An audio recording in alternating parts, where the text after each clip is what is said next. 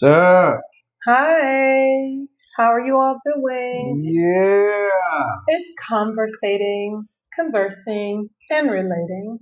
I'm your yeah. co-host, April Autumn Sparks here. And I'm Life Coach Jay Hughes. How are we doing today?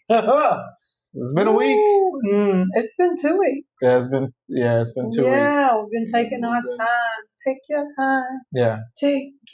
I'm sorry. You got to take your time when you're doing some stuff and putting some stuff together. So, but we made it. And We made it. Thank you. Thank you. Thank you, Lord. Yeah, that works a little bit. Yeah. You know how to. That works a little bit. Anyway, life has been lifing. Life has been lifing on both ends of the candle. I think we've had some good stuff and some medium stuff and some horrible stuff. Yeah, some horrible stuff. However, we still made it. And we are happy to be here today, just like any other day, because we're going to talk about a lot of good stuff today. Now, I know you guys noticed this background. It's fake. It is so not fake. It's not fake. It's not fake. It's the realest real we can get. Yeah, we are literally coming to you from inside of our home. We are in our living room. At the island. Kitchen, at the island, right? Yeah. Not the island, but the island in the kitchen. That would be so good. Yeah. We will be coming from the island again. But anyway, we're here trying to make it authentic and more authentic as we can. So that's why we came to you. We decided to do something different. All right. And you see it's a little beautiful outside. And, well, you don't think it's beautiful? It's beautiful on the TV, but... right there. Houston weather is weathering. It's weathering right now? Yes. I thought it was, it is weathering. Yeah, it's weathering. It's kind of gray and undecisive. Stormy. It was indecisive. Yeah, I was about to say undecisive. Not really giving, as the baby girl says. Yeah. It's not giving. Yeah. It's not giving Labor Day weekend. It's definitely not giving Labor Day weekend. Most of the pool party plans, white parties, all of that. Even though, look, you have got the white party aesthetic going. I'm kind of with the denim. He has on blue pants. I got linen, but my wife bought this for me, so. That's what I go to when I say, when somebody's like, "Oh man, he doesn't look nice." And I'm like, "Yeah, my wife bought it for me." I don't dress myself. Why are you lying? My wife buys my clothes. I buy some of your clothes. See, you're not helping. Not all of your clothes. I buy some of them anyway. You're very good at helping assist in the aesthetics. Yeah. One thing that I did encourage heavily for a long time, and he finally broke down and said, "Okay, what do you think I'm going to say?" The glasses. Oh. Yeah. So my wife thinks and believes strongly that I tend to wear the same type of glasses all the time.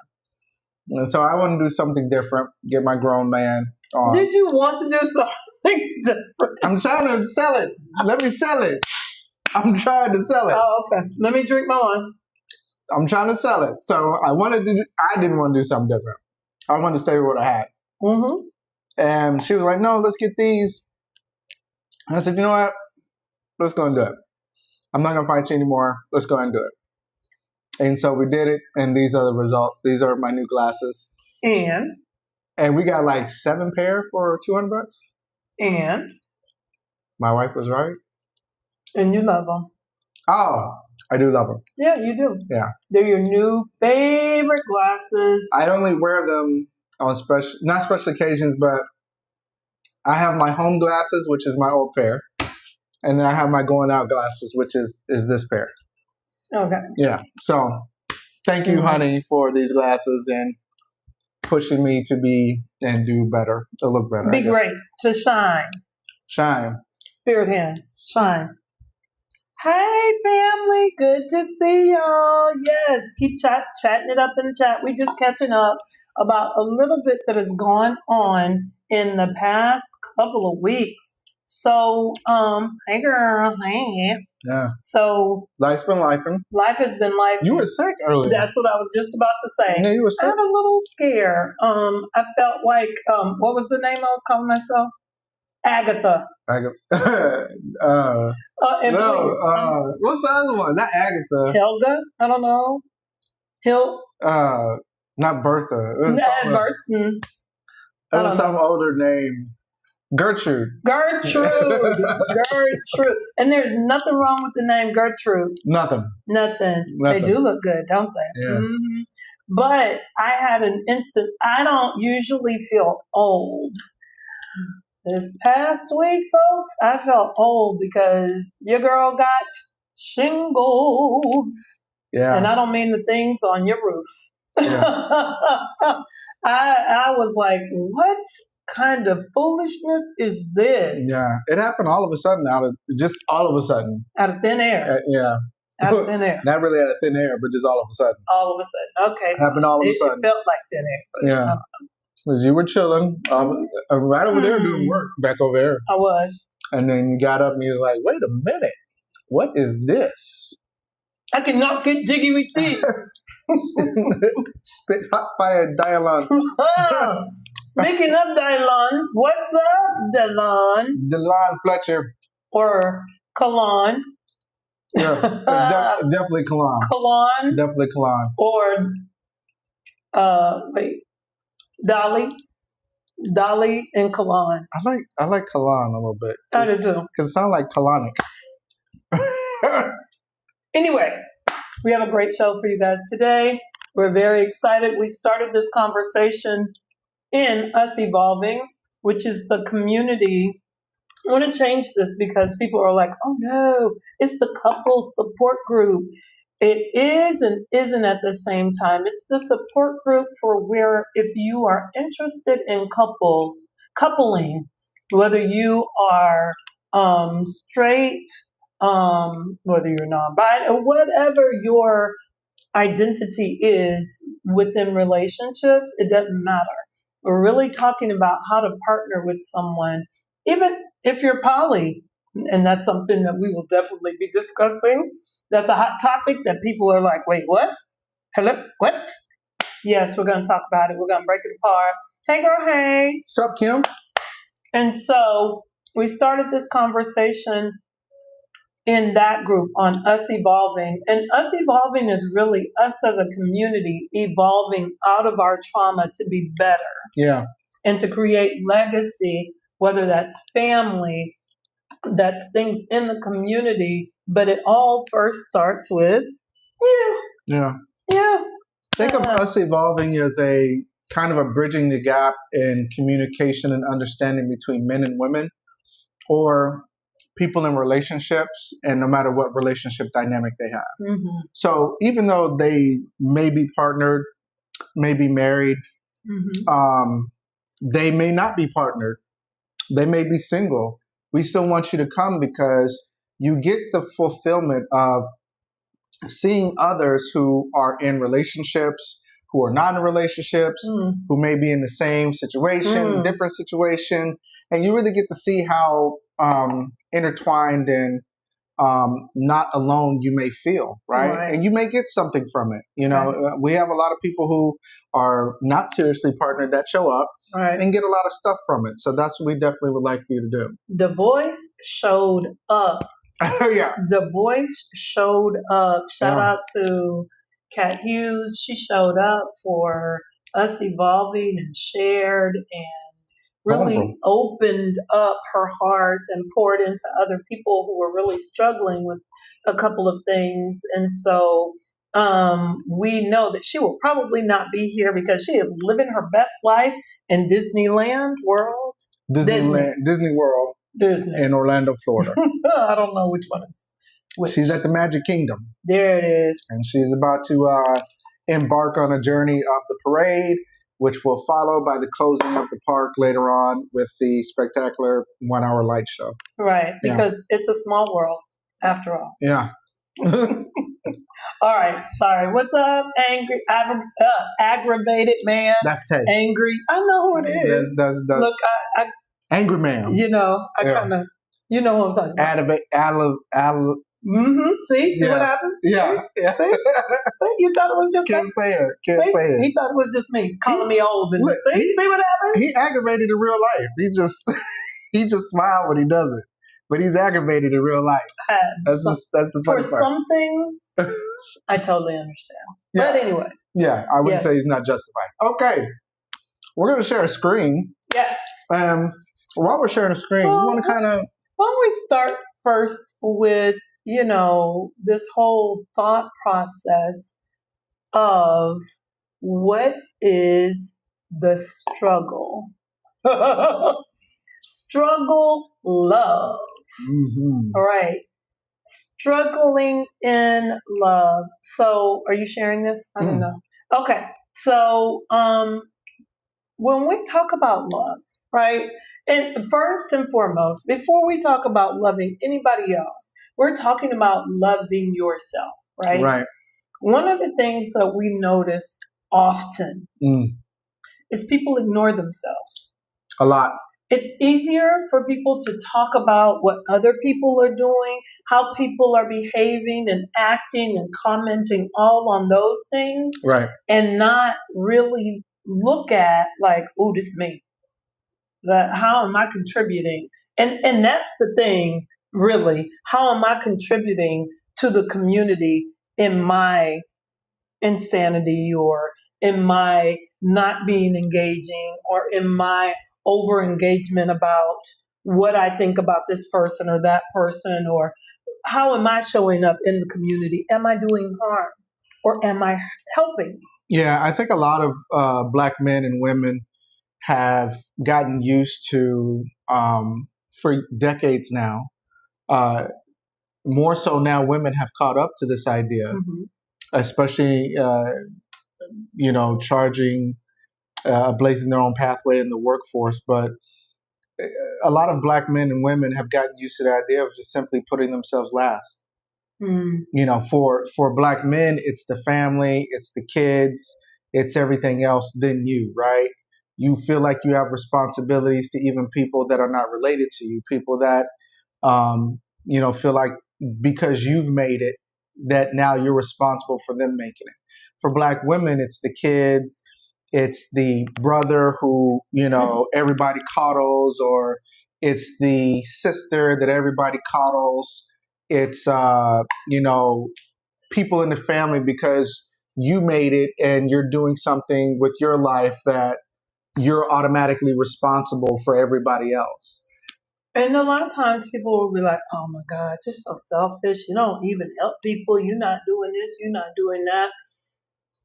There's this mentality, and we talked a lot about it in certain circles as it relates to Black women.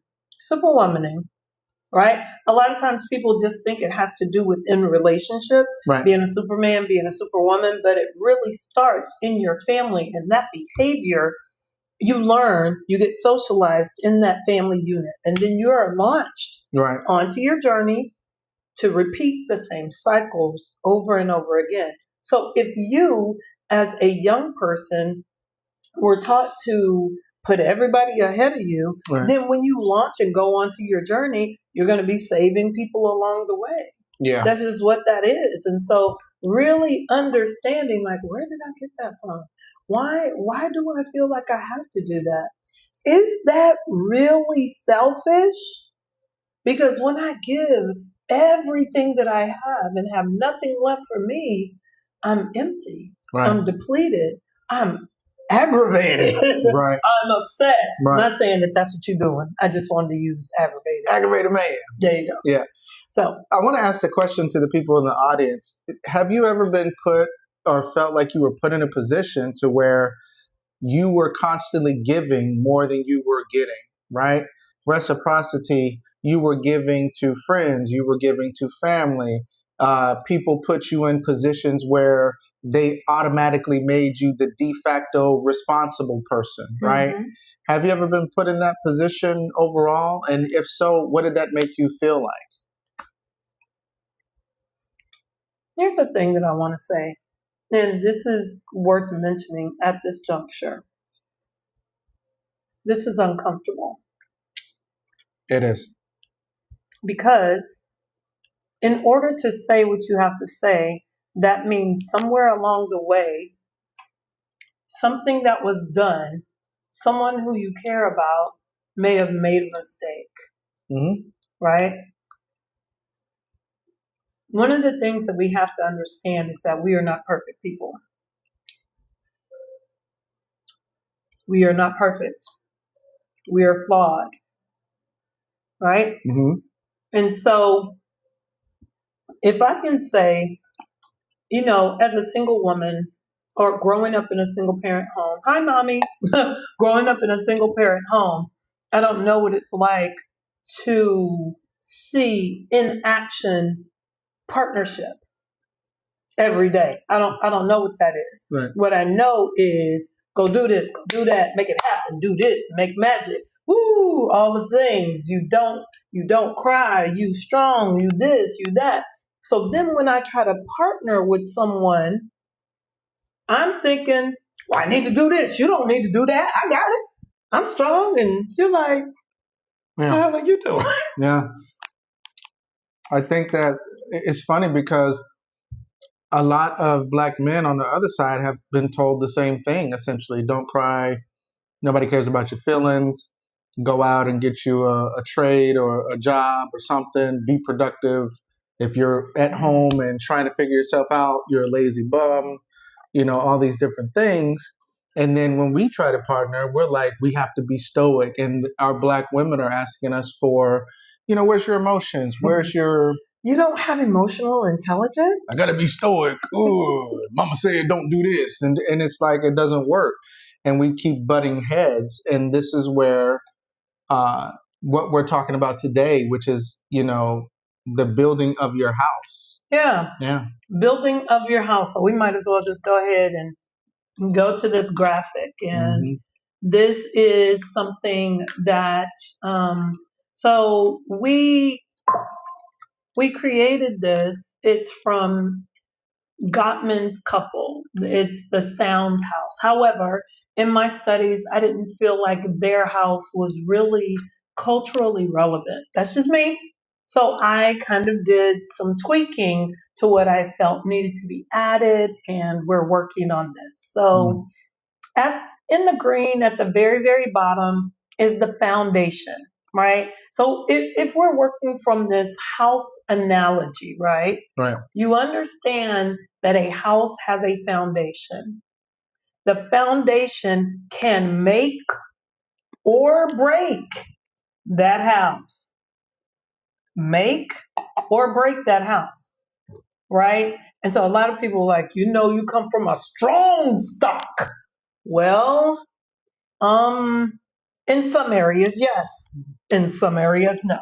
Yeah. So we're looking at more than just resilience as it relates to physical strength.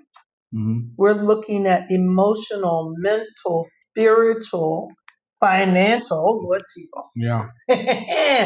We're looking at a lot of different things here. So at the core, in the green section at the very bottom is your foundation, or what we would call up north or on the East Coast, the basement.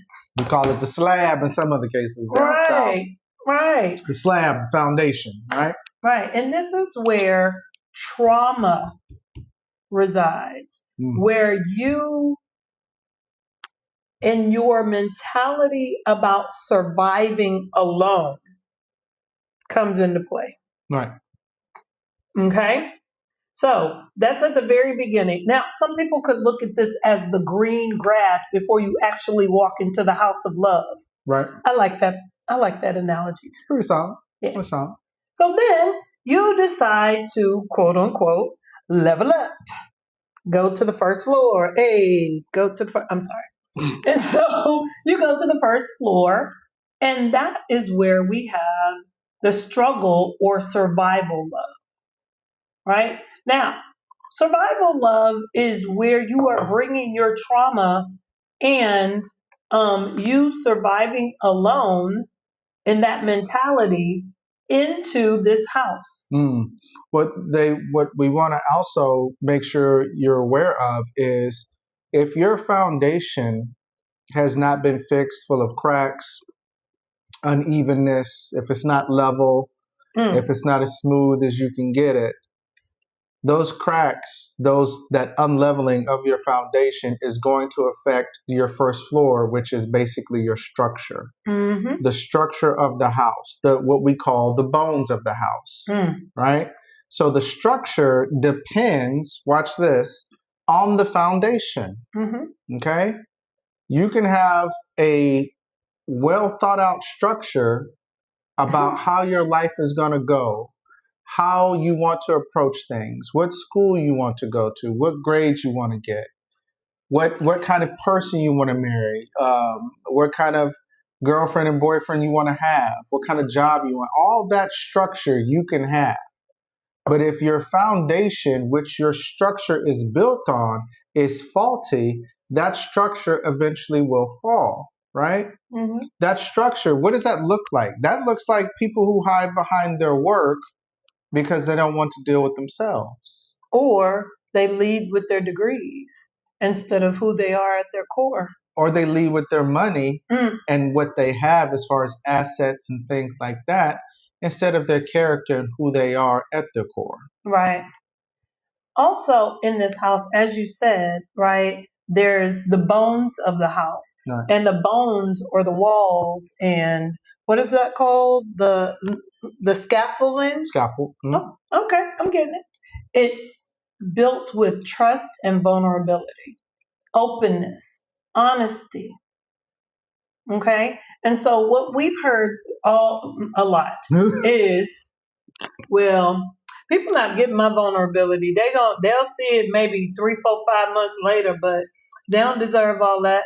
You deserve to be you all the time, regardless. All day, every day. And that trust and vulnerability is not necessarily with someone else. It is trust and vulnerability first with yourself, then with somebody else. So let's pose this question. How many of you in the audience have a trouble with being vulnerable with yourself? And why? I don't know if people can really answer that question because there's not a full understanding in what vulnerability with self looks like. Or let's pose it this way. Are you aware that you're not vulnerable with yourself? Are you aware that you're guarded off, that you have these walls up as a form of protection of yourself, right? If you're not willing to look at the core of you, the ugly truth. We talked about beautiful lies a couple of weeks ago, right? Yeah. There are beautiful lies that we construct about ourselves, about who we are, what we've been through, how it's all fabrication. Right. Right? If you cannot look at the ugly truth of you and heal from that, you are not vulnerable with yourself. And that is a fact. I'm not saying you have to live in that 24/7. I think that's the misnomer in that. Right. Like that you have to live in this ugliness. No, you say, as Yana would say, you call a thing. Yeah, that happened. How did that hurt me? What were the impacts on me? And not just I'm fighting it, but yeah, that was real. This is how I show up because of that, right, with this person and with that person and my family and relationships at work, at all of these things, and looking at that ugly truth and saying, okay, how then do I make some changes? Right. How then do I mend that? Living with the ugly truth and ignoring it is like living with I'm scared. No, it's like living with the fact that you have an addiction, but you want to ignore it. Wow. Yeah. Yeah. I would say that. It's like you like to gamble. You may do it every now and then. You'll give yourself whatever lie you want to give yourself. But at the end of the day, you know it's costing you. Mm-hmm. Right? And you refuse to look at the reason why you have this addiction. Mm-hmm. Right? So not confronting the foundation, the trauma and stuff that you have been with, and not just confront, because we like to passively confront stuff. Mm-hmm. Yeah, that happened. Okay, fine, whatever. Now, what's up? And it's like, no, what happened with that and you in that moment. Process how you feel, right? And see how it makes you show up in different areas. So if you don't trust men for whatever reason, Right. why don't you trust men? Right. Well, my daddy wasn't there. Okay. All right. Facts. All right. Every other man that comes in your life, is he your daddy?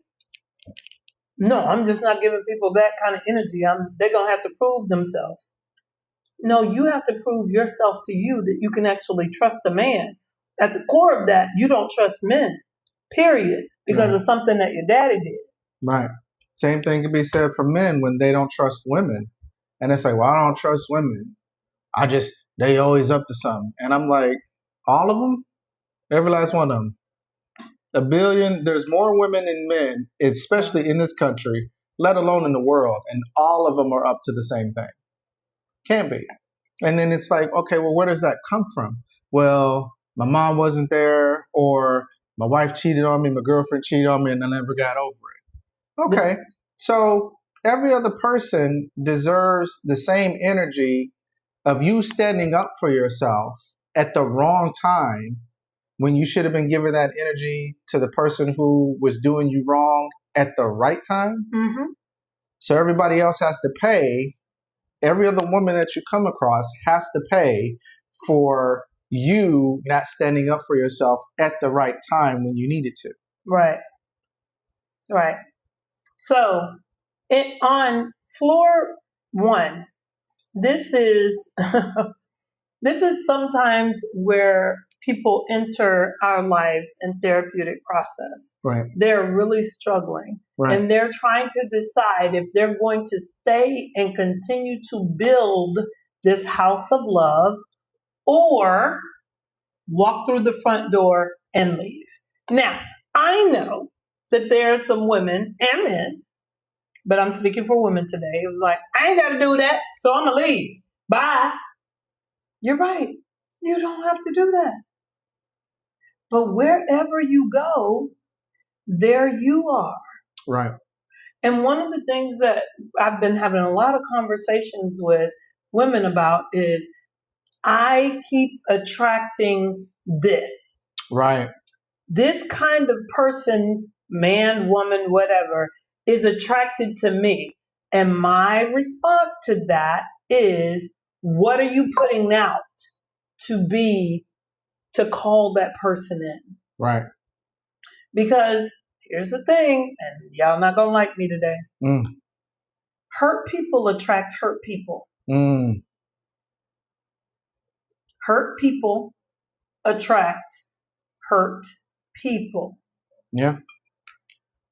And so when you are struggling in the struggle, now you can figure it out like, oh my gosh, you know what? I figured out this thing about me that I don't like X, Y, and Z. That's hard for me to deal with, but I'm dealing with it and we're going to continue to work on it. Okay, that's you staying in the house. Right. Because when you meet someone and you partner with them, people are like, no, I'm just going to be me. You accept me for who I am. I was this when you met me. When you partner with someone, parts of you are going to fall off. You see, in the house, it goes from green to purple. That basically means that the trauma and some of the learned socialization and behavior leaves you, and you two come together. You move towards healing. As you go up, it's green and blue, but also as you exist on each level, it is green and blue because you're growing, you're stretching, you're becoming. You should not be the same person. And anybody who tries to keep you in a place where you are the same person that you were 5 years ago, that's scary. If you haven't changed, if you haven't grown, you might need to speak with yourself. Because change should be inevitable if you're trying to be the best version of yourself. You're not going to do the same things you did when you were in high school as an adult. You're definitely not going to do the same things in your 20s and your 30s, 40s, and 50s, and so forth, right? Mm-hmm.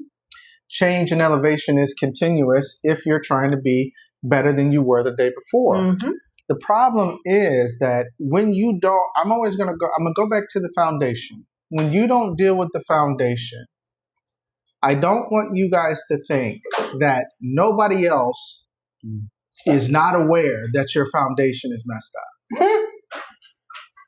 Whether they're on the outside of the house or whether they're on the inside of the house, walking around with you as your quote unquote friend or your partner or your homegirl, your homeboy, your brother, your sister, your mama, your daddy, your cousin, they know when the foundation is off because most likely either they are healed and they can tell by their footsteps around you that your foundation is off, or what did she say? Hurt people hurt people. So hurt people know what hurt people look, feel, act, see, think, all of the above. So when they're around you, they know if they're hurt themselves, they know what a hurt foundation looks like, right? So then what do? As soon as you go and you start fixing your foundation, you start being better, you start doing the work, working on yourself, understanding that it takes time, all of the things, now they want to keep you in this box. Oh, you different? Right. Oh, you acting all brand new. Right. You done moved over there. Aggravated man know about this. Oh, you done moved over there. Nah, I can't go over there. Police be over there. I can't go over there. You think you better than everybody because you moved over there, huh? When they try to keep you in the box, when they're not celebrating your success, when they're not saying, why are you not doing better? Why are you not fixing your foundation? Which they have the right to do if they're your friend, your so-called friend, if they're your family member who cares about you, if they're your mother, your father, your cousin, your uncle, your aunties, if they are not challenging you to be better than the day before, calling you in by calling you out and saying, listen, I know your foundation is messed up. Therefore, your structure that you think you are building is not going to last. We have a culture of co-signing. Oh, we co-sign. We have a culture of co-signing BS. Co-signing. All day, every day. Listen. It's so harmful. I don't want to seem like a hater. You don't want to seem like a hater for telling the truth? But that's your partner. That's your homegirl. She'll figure it out. I told her one time, she'll figure it out. Really? No. Oh, okay. But you up there, yes, girl, yes, co-signing the dog. Right. Behind her back, you're like, oh, she'll figure it out. Same thing with dudes. We just ain't gonna say nothing. We're gonna secret co-sign by not saying nothing. Right. And that's just as it's just as worse. Yeah. Toxic and maladaptive as it's horrible. Yeah. So I think we talked about this last week. We have a culture of co-signing instead of calling in. All right. Calling out the behavior by calling someone in and saying, listen, all right, this is not okay. This is not okay. So all of that helps to keep people in struggle love. Now, let me say this.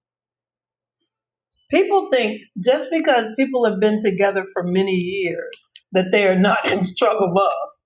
Oh, they thriving. They've been together 20, 30, 40 years. That time does not mean that you are thriving. That means that you are enduring. You might not even like that person. Secretly, you could probably not like them at all. You can't stand them. You know what that reminds me of? The video. No. You remember, I don't know if you watch Living Color. Yes. Remember David Alan Grier and one of the Wayans sisters. Yeah, the Wayans sisters. Kim. They would be a couple, and every time somebody tried to turn around, they try to kill each other. And then they'd be like, we still together. Right. Right. That's the same thing. Right. That's what it is. Right. That whole enduring. Right. We've been hit. We still, no, he get on my nerves. And And of course, people get on people's nerves, but what are you doing about that? Right. How are you working on that? Or are you just like, go on, get out my face. I can't stand you. Right. No, I ain't gonna have sex with you. Yeah. Go on over there to that woman across. There you go. You know you're talking to her. I saw her give you fruits and stuff last week at the grocery Lord store. Jesus. When I was on the other aisle, you think I wasn't looking, huh? Just toxic. Yeah. Toxic. So in all of that, like that is struggle. Yeah. All of that is struggle. What we want, what people say they want is a love that thrives. That's work. Yeah. And it's amazing to me that people are like, you mean you gotta work? I don't think a relationship should be work. You can go to your 9 to 5 and work there, Right. but you can't work in building a relationship. Right. That's crazy because your relationship then builds legacy that lives beyond you. Right. Your children see that. And I think there's a disconnect for us because we don't understand that. I know, we've been talking about the disintegration of the African American family. Oh, yeah. And this has been a conversation since the 1960s, people. And it's just coming to fruition. All of the things that they were talking about. And it is not just about, it's not just about the drug era anymore. It's not about the welfare era anymore. It's not about all of that. It is that we are so divided. We have such contempt for each other. Mm. We can't even talk to each other and formulate a plan of what thriving looks like. Yeah. We can't be vulnerable with each other and open and trust with each other. I can give you my body, but I'm not going to tell you my deepest, darkest secrets. Huh? I want to be a wife, but I'm okay with being a baby mama because that's all I know I'm going to get. I want to be a husband, but I don't know how to be a husband, so I'm going to just drag you along and we're going to be engaged in a relationship for 10 years. For 10 years. No, ma'am.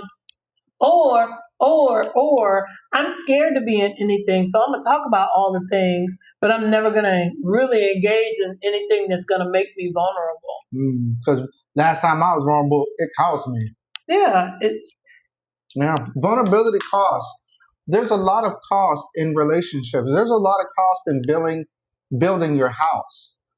And I don't think people understand that when it's all said and done, again, you want somebody to deal with you, to be with you, dealing with you, even if you're healed, even if your foundation and structure is complete, dealing with you is still a job.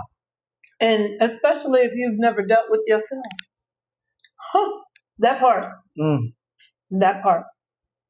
Here's the thing, and this just came to me. Thank you, God. Your house is going to be built, right? Regardless. You can decide whether it's going to be a house in the hood that's a shanty or a shack or what do they call them? A shotgun. There it is, a shotgun house. Or is it going to be a house that is on the beach and has all the rooms and has you designed a house that you designed that's thriving, that leaves legacy and flourishing. Yeah. You decide that. But the house will be built regardless, whether you stay alone or whether you partner with somebody. Because this is, I'm sorry, baby. No. This is just one person when they walk through the door and try. Right. We hadn't even got to what it looks like on the other level. Oh. This is just trying to get to the top.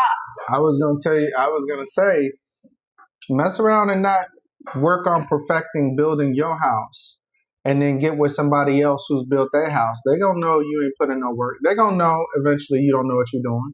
And then they're going to walk out the front door. They're going to walk out the front door because they know you ain't built your own house, but you want me to build the house for you. You want me to build a house with you while I do all the work. So, for research for these things, we watch a lot of TikToks, a lot of Reels. There was this one reel on tonight's conversation, right, where this woman said, what do I need to do to get a man who is going to quell my aggressiveness and help me be the more softer side? And I remember that. And I'm sure some people don't like me right now because I posted it on my page and I said, it's not his job. Ladies, that's your job. You are aggressive for a reason. Now, let me be clear. There are reasons that you are aggressive. There are reasons. Some of them may be valid. My hand is up. There were reasons. Some of them may be valid. Sorry. But that doesn't, if you want to partner, that is not the man's responsibility to figure out why you're aggressive and fix that for you. That is foundational basement things for you to work on you. This, when I hear about self-care and self-love and all of that, that is where self-love resides, for you to work on that, to understand that, to heal that, to fix that, and elevate. So you are in alignment with your crown as a queen. Yeah. That's what this whole structure is about. So not only women, but men can be in alignment for their crown. We are a people who are existing that are lost without their crown. Right. We are lost. We don't know. There is a consequence to not knowing. And there's a consequence to avoiding, to want to figure it out. Because as far as we know, you can take religion out of it. But as far as we know, you only get one life, and ain't nobody guaranteed to go to heaven or hell, which are both arguably a construct. So we, despite contradicting religions and theories, we don't know what happens when we close our eyes for the final time. All we got is what we got right now. In this moment. In this moment. And it's funny how when it's all said and done, if you take a look at it, we are the only ethnic group in this country that has always felt the most pressure because of who we are. We've always been the most sought after, yet the most wanting to be dominated and subservient because of who we are. That means the people that constantly keep fucking with us, they know something. They know who we are at our core. They know who we are. They know our true identity. We just don't. We don't. And by having these gender wars, by not working on your own foundation, by expecting somebody, ladies, or men, because men do the same thing. It's nobody's responsibility for them to help fix your own foundation because they didn't mess it up. That's you. That's your life. That's your family. That's your socialization. That's your stuff. So at the end of the day, you should be acting in your femininity and your masculinity, not on condition, but because that's who you are. That's who you are. Your masculinity and your femininity should never be on condition, but we weaponize it because we make it somebody else's responsibility who didn't hurt us,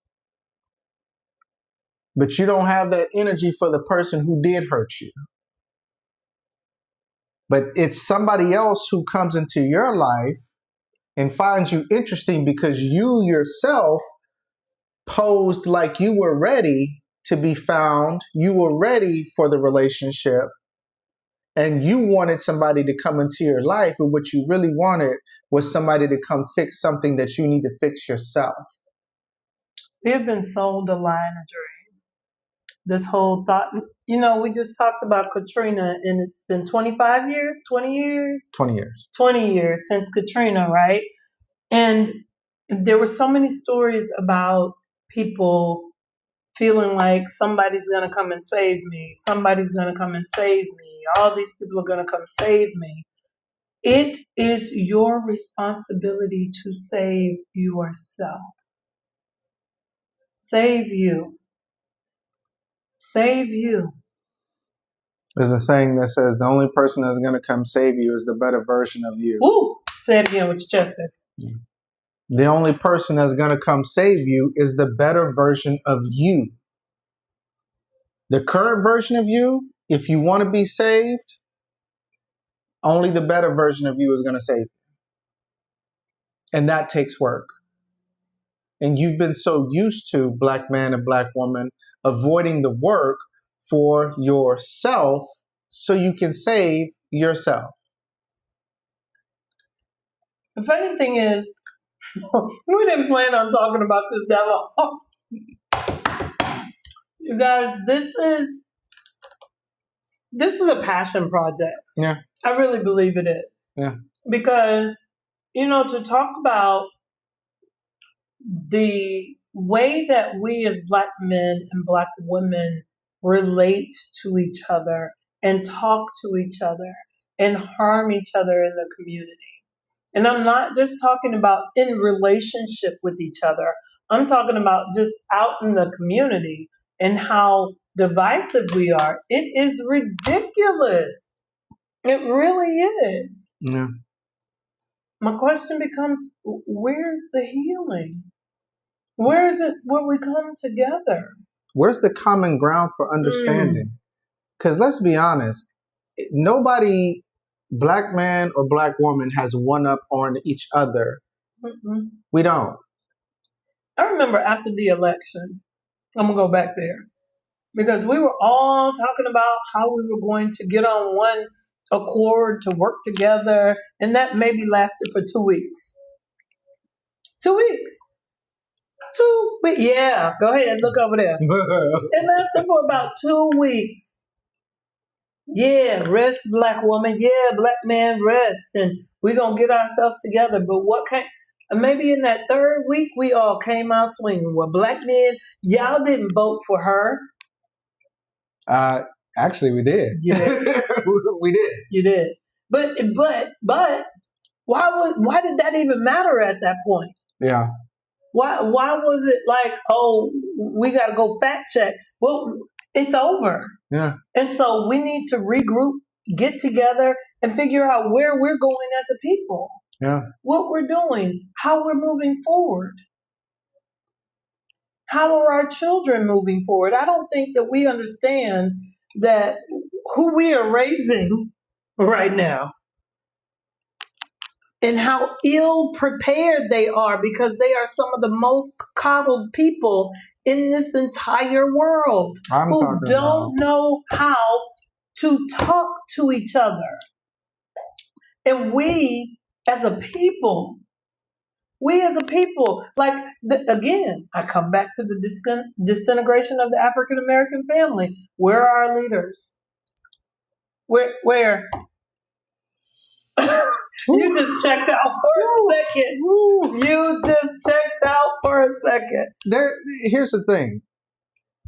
Again, we don't want to work on the foundation. We can have different ideologies all day long. Not everybody's going to think black Republican. Not everybody's going to think black Democrat. Not everybody's going to think black politician. Some people are grassroots. Yeah. But even with the different sections of ideologies that we have,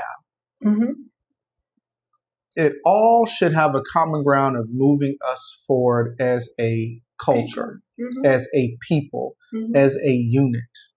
To think that you're not going to have black Republicans, to think that you're not going to have black Democrats, to think that you're not going to have black independents, to think that you're not going to have people who don't believe in a two-party system, to think that you're not going to have black gay men, black gay women, trans men, trans women, right? To think you're not going to have these things and you just get to put on these blinders to it because you don't want to deal with it, because you really don't know how to. You don't know where to start.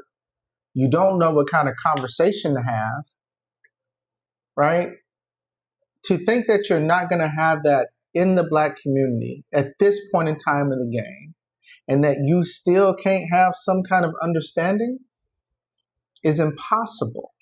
As long as we've been having gay male choir directors and pianists, come on now. Wait, I can't. Because we can't. Like, That's the tambourine. It's pretend. I know, baby. You need to stop. It's pretending.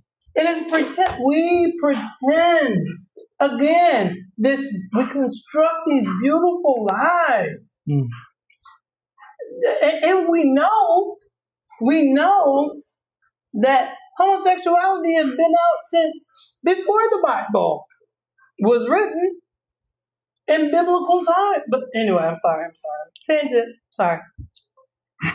All I'm saying is you got to work on your foundation. We as Black folk, we're going to have to work on our foundation. We're going to have to really do the work to figure out who we really are.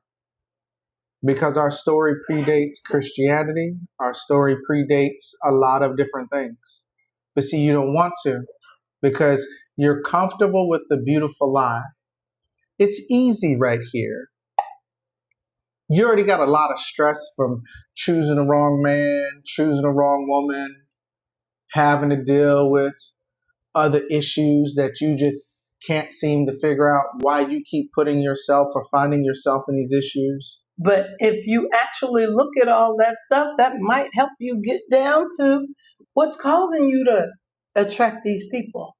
Maybe there's something in you. What's causing you to be in these situations, because you can be single and still be in situations that are not healthy and beneficial for you, that don't attack the real core of why you keep ending up in jail, why you keep following trends, why you keep being out here being a thought, dressing like you're dressing,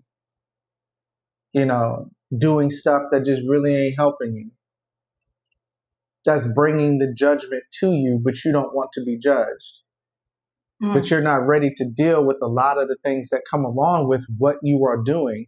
You want to act as if you are above reproach, as if you are above somebody coming to check you for your attitude and your actions, simply because you're a passive aggressive victim. And you may say, oh, I'm not a victim. I'm not. Yes, you are, because you're a victim when it suits you. Not saying there's anything wrong with being a real victim if you are, but let's be honest. A lot of us put ourselves in these situations. We put ourselves in these situations. We have made choices because we didn't have control of our emotions. We didn't understand our emotions. Nobody taught us about our emotions. You didn't have it to learn from your mother. You definitely didn't have it probably to learn from your father. We've been in toxic situations, and then we get out of these toxic situations still carrying the hurt from it, which allows us to formulate our cracked foundation. Yeah. And then you try to build a structure off of that cracked foundation, and you wonder why you keep having the results you have. And yes, Black man, Black woman, it's you. So since it is you, I think we need to give some steps about what to do next. Because, with this, we need to, it's not even up here.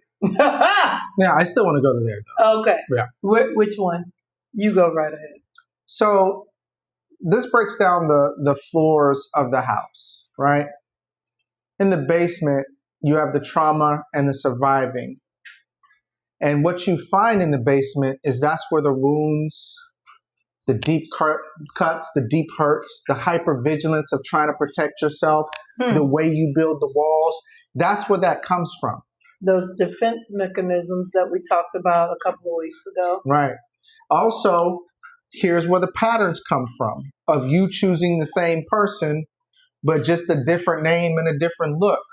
You're choosing the same characteristics. You're choosing the same personalities. They just have different names and different looks.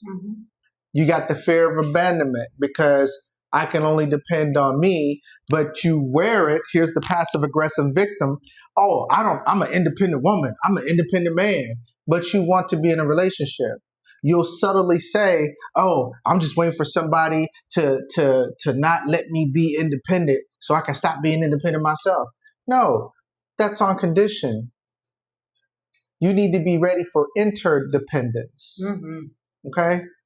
And then here's where we reflect the generational or personal wound. What generational or personal wounds are you bringing into your house? Right? First floor, struggle. A lot of people say, I want that struggle love. I want that struggle. How you want to struggle love, but you don't want to do the work in a relationship? Struggle love does not equal thriving. At all. It literally says it in the word. Struggle. You are struggling. You are struggling.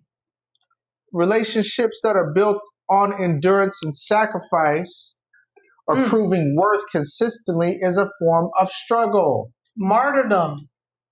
I did all of this for you. Right. Right. Hyper independence in Black men and especially Black women, but suppressed emotional independence in Black men especially, and now in Black women. Transactional. Yeah. Where Black women are saying, oh, you got to pay for my time. You got to pay for my groceries if you want me to talk to you. Or my favorite, you need to have less than 5 sex partners, or I can't even talk to you. Like you're purchasing, honestly, like we're going back to the days of you are with a diary and you're doing all of these things and you're buying a virgin. Right. Let me be clear, you're buying a virgin. Yeah. What? Social media gives you this soft life versus struggle life and the 50-50 debates and what a man should do and what a woman should do debates with gender roles and all these different things, knowing that each individual in their own relationship with themselves and with their partners design it how it works for them. And here, let's be clear, this irritates me. You know, we've had this whole conversation about this where we're talking about, yeah, you need to spend $1,000 on me on the first date. I know you're just getting to know me. Well, we understand that most people, the average salary starting out is between no more than $50,000 a year. But I'm supposed to spend $1,000. No, you're supposed to spend $1,000. Yeah. Yeah. That's crazy. Yeah, I'm not paying to get to know you. Coffee dates is the latest thing, right? No coffee dates. I don't do coffee dates. That's cool. Whatever. They got espressos, cappuccino. They got other stuff. They got seltzer water, you know. But anyway. That's just really, that's really paying for something. You saying that you can pay for something, but that comes from a different place. Right. That what does that actually mean for you? And all of this, let's be clear, that's all in the struggle because you're not presenting yourself. You're presenting this idea of transaction. Yeah. If you give me this, then maybe I'll give you something else. Right. That's what that is. That's all on the struggle. That's all that survival. Right. That's it. Right. When you're not bringing your full self, because in actuality, you have no idea who you are. You don't know. You're only presenting the broken part of you. That's why it's a struggle. And let me be clear. There's no amount of money. There's no restaurant in this world that anybody can take me to that's going to pay for my word. At all. At all. And so that a person buying me dinner has nothing. It doesn't it has no value or base in my value.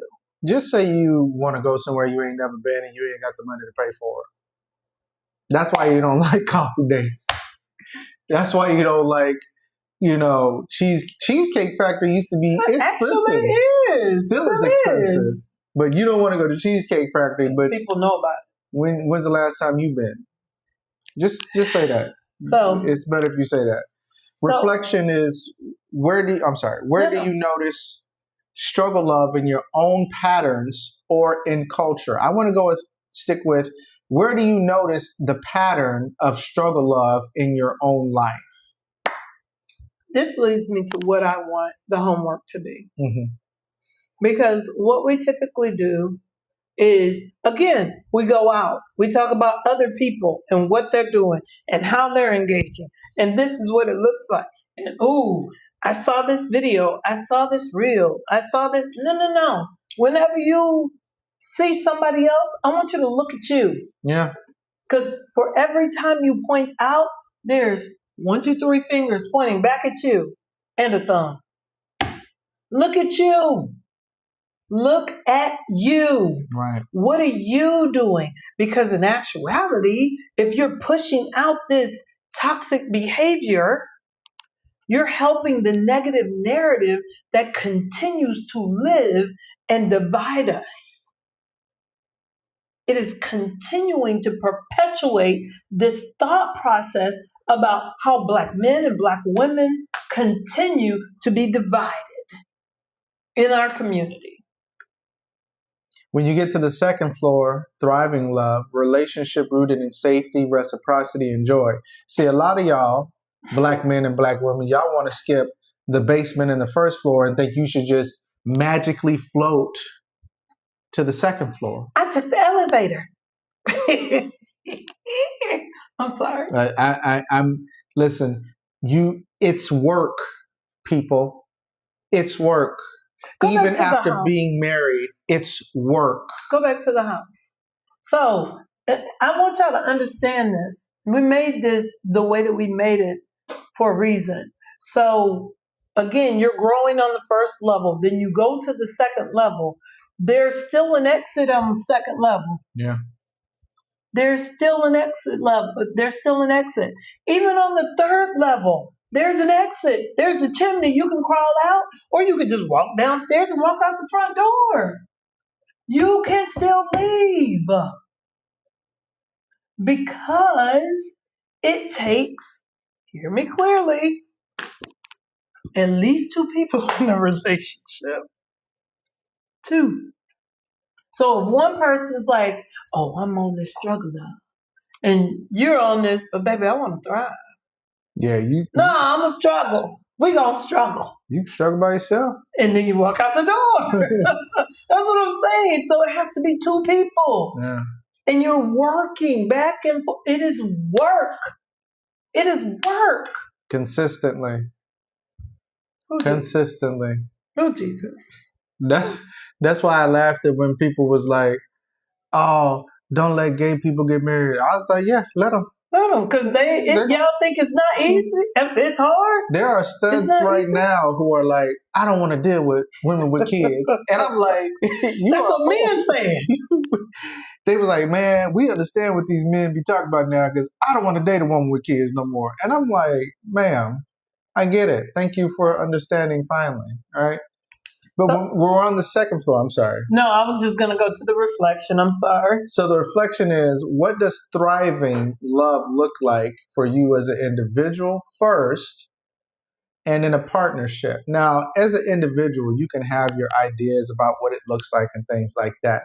Let's be clear. If you haven't worked in your basement, when you think you are defining what it looks like, you're defining it from a broken lens. So let me just go ahead and pull this out. I put this over here for a reason. Okay. So my wonderful husband bought this for me. Who did? My wonderful husband. Oh, okay. I don't know that nigga. And so this is called God Goals Growing and Glowing. And of course, it's a planner, right? And it is a place for me to work on me. Me, yes. Me. And then there's a place for us to come together and talk about us. I think a lot of times people just think that this just magically happens. Oh, yeah. It's like, oh. Yeah.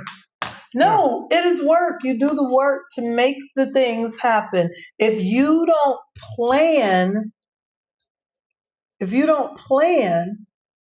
you plan to fail. Mm. If you don't make a plan, you plan to fail. Mm-hmm. That means that you look, you think, you consider, you look at it all different ways. If you don't plan, you're planning to fail. Then we get to the roof. I'm sorry, man. The crown. No, you're good. Legacy, flourishing. The pinnacle of the house, love that outlives you. Mm. You know what that is? That's that love that we talk about when we talk about our grandparents, our great-grandparents, our grandmothers, grandfathers. I said that already. Our uncles and aunties who had really healthy relationships, and you just felt their love, right? Healthy relationships. They build through their love generational wellness. All right. And understand that wellness is a part of wealth. I don't think we as Black people really get that. Your health is tied to your wealth. Listen, when I'm 80, I'm going to be cute. I'm going to be fine. Yeah. Okay. And you'll still have all of your teeth. Shut up. But I want to be well. Yeah. I want to be well. I want to have understanding. I'm thankful. Hey, Mom. I'm thankful that Mom, my mother, good genes. She is still in her right mind. She is still driving. She is 82. She'll be 82 this year. Mm-hmm. She does all the things. She is amazing. Looking like she's 60 something. Or younger. Yeah. So, yes, your wellness, because if you are stressed out about struggle love and you stressed out about how we're partnering together, if you're stressed out about all of those things, how are you well? How? You're not. And stress kills Black folks. Literally. I know Dave Chappelle was like table salt, regular salt. But it's really stress, okay? It's stress that kills us. It's stress that gives us the old face. You could tell who's aging gracefully by them having less stress. Mm-hmm. Okay? Wellness. Right. Mentally, physically, emotionally. Well. So the patterns look like creating rituals of connection, shared vision, leaving a legacy of a thriving love. Thriving love. Oh my God, that sounds amazing. I like shared vision. Oh yeah, most definitely. Because it's a collective effort in these relationships. It's my house. You know where I was coming from on that. Yeah. That bothered me. In real healthy relationships, it is a collective effort. You are two whole people, mostly healed, if not completely healed. Yeah. Trying to exist and build not only a love with each other, a continued love for yourself, and then if you have kids, love for them and legacy and all these things. You have to have your individual goals mixed with your collective goals. So all of that takes work. Mm-hmm. That's why it's called a shared vision. Mm-hmm. What do most of our clients come to us and say that one of their top 5 issues is, if not the top 3? It's communication. Yeah. They don't talk about anything. They don't share anything. They are living parallel lives, just existing. Again, back to struggle love. Right. They're just existing with each other. Right. And I don't know where this became a thing. I really don't. Because they've made it popular in social media. Oh. I got it out the mud. We've been grinding together. Listen, not everything has to be a struggle. Not everything has to be a fight. Not everything. You are no less Black if you did not get it out the mud by yourself or with your girl or with your boy. If somebody versus somebody who grew up middle class, right? Because at the end of the day, they gonna pull both of y'all Black asses over. Right? It don't matter. They're gonna remind you Black either way it goes. Either way. So, I'm learning how to play spades right now.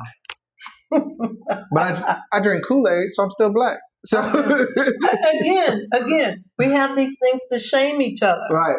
Right?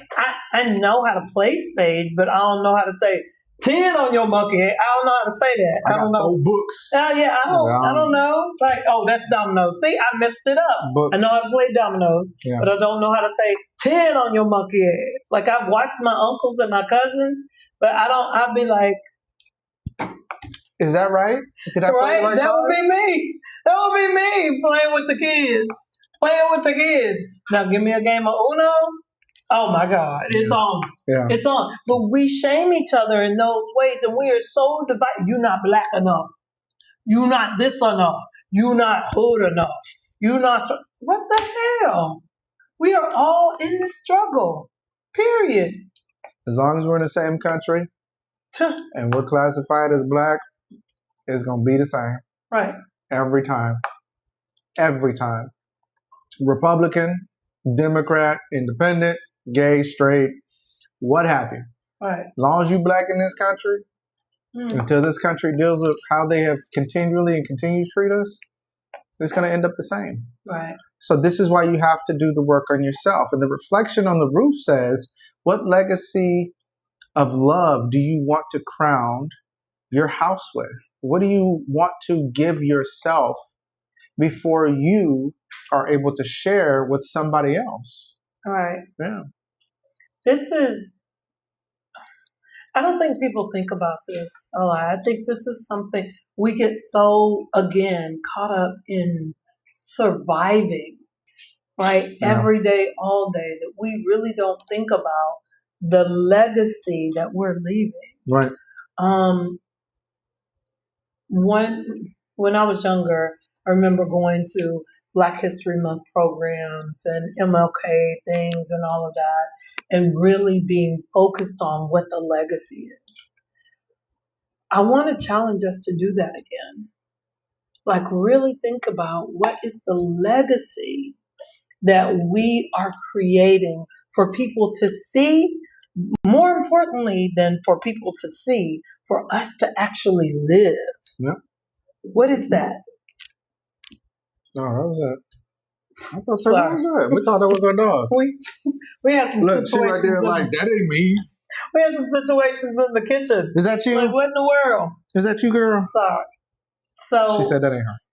So we want, what does legacy look like for you?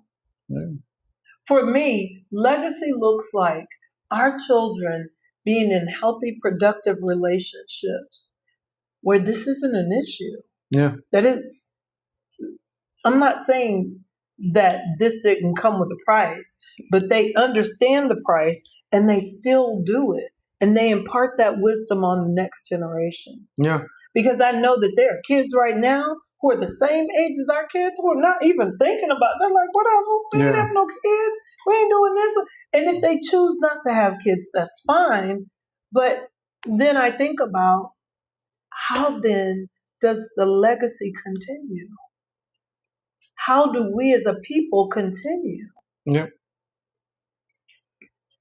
It's all important. It starts with your house. It starts with your house. It starts with the work you do for yourself. And it starts with you deciding that you want to discover who you really are. Right. Right? No matter what, you want to find you. Because finding you, despite what everybody else has told you, is worth it. It is very Being much your so. authentic you is worth it. Very much so. Everybody is waiting for the authentic you to show up. So let's not keep them waiting. I think one of the things we've talked about quite frequently is when we become us, how many people are like, oh, that's you? That's you. You for real? You do that? Yes. Mm. Yeah. And are totally okay with doing that. There's no shaming you. There's no, oh, well, why you do that? And you cower because you do it. It's because that's what I like. Right. I like that. And I'm good with that. I'm good with me. I'm okay with me. Yep. Being okay with you is a superpower, man. It's a superpower. It's a superpower. And if you are having difficulties accessing that about you, we are two folks that can help you get to that place, right? If you have questions or concerns or want to know how you can get to that place and access services, you can email us at or go to the website at www.theobsidianluxgroup.com or aprilautumnsparks.com or I forgot, what's it? Oh, Empower Him. Empower Him, lifecoaching.com. Yeah. Yes, thank you. Empower Him, lifecoaching.com. Yes, Yeah. thank you. The brain part of all I brain mean, parts. for real. Like, what was that I was about? tracking it. I was like, what? So, before we go, first of all, this has been interesting because I got on a tangent. I get really passionate about this because what is imparted upon me and what has been passed down to me maternally from generation to generation is so powerful to me. I did not recognize how the legacy that my maternal great grandmother has passed down, and my grandmother, and then my mother, and now me, and now as I am passing down, just the power that is in that. And cut it out. Sorry. Why did you even address that? Because it was bothering me. Why did you address Because it's the mother in me. You gotta just let that go. Yeah. Just let it go. You addressed guys, I'm it. sorry. Literally. I'm sorry. It was bothering me. Oh my God. Okay. Addressed it. And take two. Not really. No. Because we're live. Yeah. Anyway, so that was just really powerful. That whole spiel that I was talking about, the power. You know what? What it was? It was the ancestors testing me. I saw it. I was just like, I whatever. can't deal with it. I'm like, It's okay. you guys. They're going to do what they do. But then passed had to down from address it. generation to generation to generation. Okay. So that's such a powerful thing to me, and I'm not going to even. It's powerful. But also understanding that the generations that are coming after us, it's questionable. And we are in charge of imparting knowledge, wisdom, and understanding on them. Yeah. And a lot of us, I'm just going to say, I'm going to raise my hand. A lot of us have fallen asleep on the job. We have. Or we've just become silent and complacent. I'll take option number 2, sir. Yeah, silent and complacent. I'm just not going to say anything. They going to figure it out. We had to figure it out, so they going to figure it out. No. I can say the generation before me told me some things that I needed to know. They didn't tell me everything. Yeah. But they told me a lot of things. They gave you some. They gave us a lot of lessons. Yeah. Thank you, Mommy.